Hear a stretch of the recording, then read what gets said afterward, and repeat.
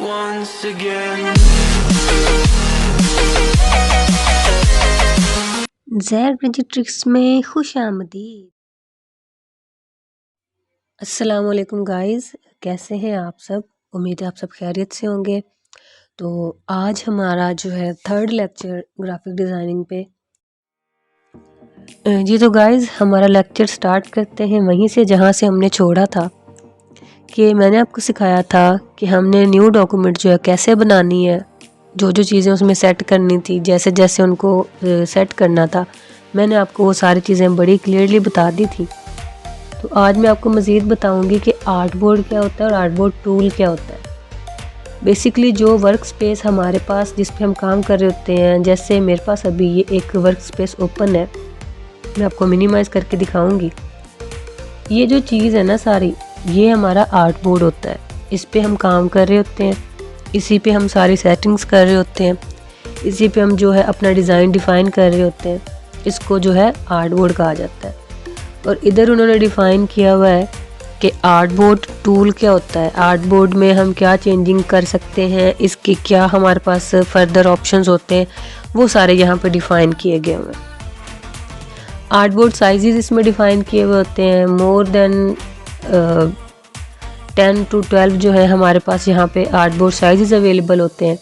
ये साइजेस क्या होते हैं? ये वो साइज़ होते हैं जो हमारे पास, मैंने आपको बताया था, मैनुअली भी हम उसको ऐड कर सकते हैं और हमारे पास ऑलरेडी भी कुछ अवेलेबल होते हैं। वो इसलिए कि जब हम ग्राफिक्स बना रहे होते हैं इलस्ट्रेटर में, हमारे पास कुछ प्रीसेट पड़े होते हैं, ऑलरेडी पड़े हुए होते हैं। तो वो सारी चीज़ें जो होती हैं उनके हम चेंजिंग करना चाहें या उनको एज इट इज़ हम इसमें इनपुट करना चाहें, वो सारा कुछ जो है वो आर्टबोर्ड टूल के ज़रिए हम कर सकते हैं। हम यहाँ पे न्यू आर्टबोर्ड ऐड कर सकते हैं, हम उसकी ओरिएंटेशन चेंज कर सकते हैं। अगर हम कोई डिज़ाइन में से चीज़ एक आर्टबोर्ड पूरा डिलीट करना चाहते हैं तो हम वो डिलीट कर सकते हैं। हम अपने आर्टबोर्ड को नेम दे सकते हैं, यानी अगर हम एक से ज़्यादा डिज़ाइन एक टाइम पे बना रहे होते हैं, अपने आर्टबोर्ड को हम नेम दे सकते हैं। यानी कि आर्टबोर्ड 1 है फॉर एग्जांपल, और हमने यहाँ पे आर्टबोर्ड टूल आ गया हमारे पास, ये आप देख सकते हैं। ये जो सारे ना यहाँ पे आर्टबोर्ड यूज़ हो रहे हैं, ये हमें दिखाया गया कि यहाँ पे कितने आर्टबोर्ड हैं। अगर हम चाहें तो हम प्रेजेंटेशन 1, लेक्चर 1, लेक्चर 2 इस तरह से करके जो है इसका यहाँ से आर्टबोर्ड टूल के ज़रिए भी जो है ना नेम, उसकी ओरिएंटेशन, हम सारी चीज़ें चेंज कर सकते हैं। फर्दर उन्होंने हमें ऑप्शन बताए हुए हैं। Having this selected means that when you move the artboard concern content it will move as well. मतलब एक ऑप्शन ये होता है कि सम टाइम जस्ट आर्टबोर्ड हम मूव कर रहे होते हैं और सम टाइम ये होता है कि हम अपना पूरा कंटेंट उसके साथ मूव कर रहे होते हैं। ये सारी चीज़ें आगे ऐसे ऐसे जब हम ग्राफिक्स बनाएंगे, जैसे जैसे हम इसमें सॉफ्टवेयर में एंटर होते जाएंगे, हमें सारी चीज़ें खुद ब खुद ही पता होने लग जाएंगी। लेकिन बेसिकली हमें आर्टबोर्ड के बारे में पता होना ज़रूरी है, क्योंकि हमने जो काम करना है वेक्टर बेस वो हमने आर्टबोर्ड पे ही करना है। इसके बाद हमारे पास आ जाता है where the artboard sits in relation to the first artboard created. इसका ये मतलब होता है, मैं आपको थोड़ा सा दिखा देती हूँ। ये जो स्पेस आ रही होती है ना आर्टबोर्ड के दरमियान दोनों के, ये जो स्पेस है इसको हम डिफाइन करते हैं इस टूल के थ्रू। जब हमारे पास ये विंडो ओपन होती है, साथ साथ जब हम चीज़ें करेंगे आपको आइडिया हो जाएगा कि हमने आर्टबोर्ड में कितना गैप रखना है। ठीक है, हमने ये सारा कुछ यहाँ पे डिफाइन करना होता है। उसके बाद यहाँ पे आ जाता है रीअरेंज ऑल। इसमें ये होता है कि हम उनको एक प्रॉपर वे में, जैसे कि आप ये देख सकते हैं, यहाँ पे आ जाता है रीअरेंज ऑल का ऑप्शन। इसमें हम जितने भी आर्टबोर्ड होते हैं उनको रीअरेंज कर देते हैं।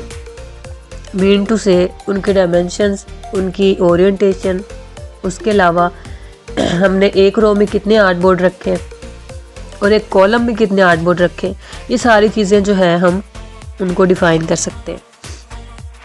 अच्छा जी, अब यहाँ पे आ गया ये ऑप्शन उन्होंने दिखाए हुए हैं। जब हम विंडो ओपन करते हैं, सारी चीज़ें मैंने आपको बड़ी क्लियरली कल बताई थी। हमने इसमें क्या माइंड में रखना है?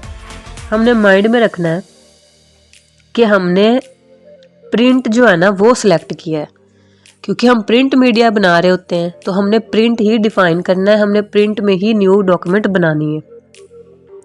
यहाँ पे फिर वही चीज़ें आ गई, साइज़ ऑफ आर्टबोर्ड का साइज़ हमने डिफ़ाइन करना है, आर्टबोर्ड को हमने कैसे मैनेज करना है, उसको कैसे अरेंज करना है, सारी चीज़ें आ जाती हैं।